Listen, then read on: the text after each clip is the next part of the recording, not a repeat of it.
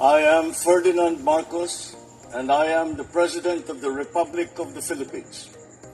I stand today on behalf of 110 million Filipinos. Hi everyone, hello universe, it's me again. Shoutout sa inyo mga kababayan, sa mga Marcos Loyalist supporters, Filipino and OFW. Nako mga bes, eto na naman. Katatapos lang ng issue tungkol sa pagdakip sa Venezuelan leaders. Eto na naman mga kababayan. Sana po maging maayos, no? At walang gulo na maaaring mangyari dahil alam natin pag nagkataon apektado ang buong mundo. Ang ibig ko sabihin mga kababayan, ito pag nagkataon apektado ang buong mundo. Kasi ang sinabi ni President Trump dito tungkol dito sa dalawang bansa. So I think in my own thinking lamang baka gusto nila ma-occupied ang Greenland. So hindi papayag si President Trump.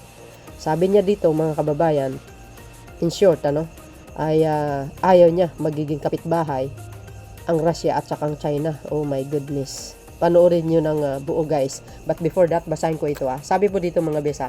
Sabi po dito ng Fox News, ayan, 16 hours ago, Trump, if we don't do it, Russia or China will take over Greenland. Oh, ayan goes. And we're not going to have Russia or China as a neighbor, okay? Ayan ang sinabi niya mga kababayan, ayaw niya. Parang pinag-aagawan So, I think talagang i-defend nila yan. So means, may plano ba itong dalawang bansa na ito? Iti-take over ang Greenland? Sabi ni President Trump, ayaw niya magiging kapitbahay ang China at ang Russia. So, ibig sabihin, talagang ipaglalaban nila yan. Yung Greenland, naku po. Sana po hindi mauwi sa hindi maganda, no? I would like to make a deal the easy way. But if we don't do it the easy way, we're going to do it the hard way. Allah kayo guys. What does it mean? Diba? Sabi niya kasi dito, but if we don't do it the easy way, we're going to do it hard way. Ano ba ang analisa nyo dito? Nako, matindi ito. So I hope if we don't do it easy way, hindi makuha sa madaling pamaraan. Kung halimbawa pag pumalag ang dalawang bansa na yan, sigurado makukuha ito sa hard way. Sa tingin niya guys, tama ako? Well, anyway, ay kung bahalang mag-analisa tungkol dito sa sinabi niya. I am fan of Denmark, but you know the fact that they had a boat land there's 500 years ago doesn't mean that they own the land. Talaga? Ano ba yan kasi guys, yung Greenland? Sakop ba ng Denmark? Or, wala akong knowledge dito guys. Basta, kumbaga, isi-share ko lang sa inyo ang magiging plano ng Amerika tungkol dito. Sa tingin ko lang ipapaglalaban nila yan. Kasi nga, ginigiit ni President Trump, ayaw niya na ma-occupied ng Russia or China ang Greenland.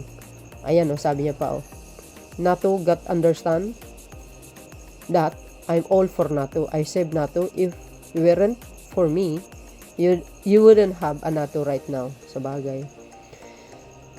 Diba yung European na organization kaya NATO nga So, yun mga kababayan, ano po ang kapalagayan nyo tungkol dito? Kayo na pong bahala maghusga mga bes.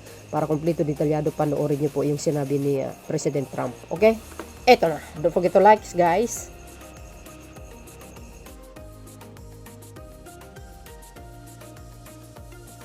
Get them on board with a possible U.S. I'm not talking about money for Greenland yet. I might talk about that. But right now, we are going to do something on Greenland, whether they like it or not. Because if we don't do it, Russia or China will take over Greenland, and we're not going to have Russia as a neighbor.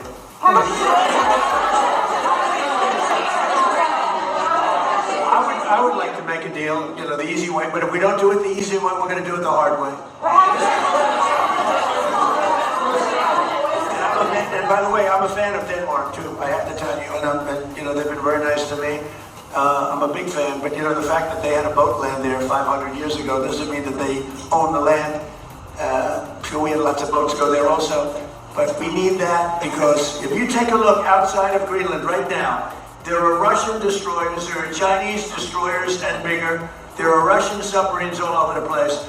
We're not going to have Russia or China occupy Greenland, and that's what they're going to do if we don't. So we're going to be doing something with Greenland, either the nice way or the more difficult. Please, go ahead. On Greenland, Mr. President, why is it so important to you to own it when you have a military presence there, which you could expand to affect security? Because when we own it, we defend it. You don't defend leases the same way. You have to own it. And you know, with a nation, look at what happened with Obama, with that horrible deal they made with Iran. It was a short-term deal. It was like a 9-year deal. Countries can't make 9-year deals or even 100-year deals. Countries have to have ownership. And you defend ownership, you don't defend leases. And we'll have to defend Greenland. If we don't do it, China or Russia will. It's not going to happen. We are not going to have, and I like China, I like Russia, I love the people of China, I love the people of Russia. I get along very well with President Putin, but I'm very disappointed in him. I get along very well with President Xi. I'm going to go over to China in April. But I don't want them as a neighbor in Greenland. It's not going to happen. And by the way, and NATO's got to understand that. I'm all for NATO. I saved NATO. If it weren't for me, you wouldn't have NATO right now. But we're not going to allow Russia or China to occupy Greenland, and that's what's going to happen if we don't. Oh my goodness, guys. Narinig nyo yun? Sabi ni President Trump. Ay, grabe. Matindi ito, mga kababayan. Nako po. So yun, mga kababayan, narinig nyo yung sinabi ni President Trump. Nako, matindi ito. Ayaw niya maging kapitbahay ang China tsaka ang Russia. So kailangan niya na gumawa ng paraan. Tsaka ayaw niya talaga ma-take over ng China at ang Russia ang Greenland. Hala, grabe na ito, mga kababayan. Well, I really like President Trump the way he said that I like the people of China and I like the people of Russia. But hindi naman niya papayagan na, ma-occupied nila ang Greenland at ayaw niya magiging kapitbahay. Nako po, ano ba yan, mga beso? So I hope, mga kababayan, maging mapayapa itong magiging habangin ng Amerika tungkol dito sa sa issue ng Greenland na ito. Alam po natin lahat yan. Pag nagkagulo, guys, apektado ang buong mundo. Tandaan po natin yan. Kaya all we have to do is prayers, to have peace, unity, pagkakaisa, sa lahat ng tao sa buong mundo.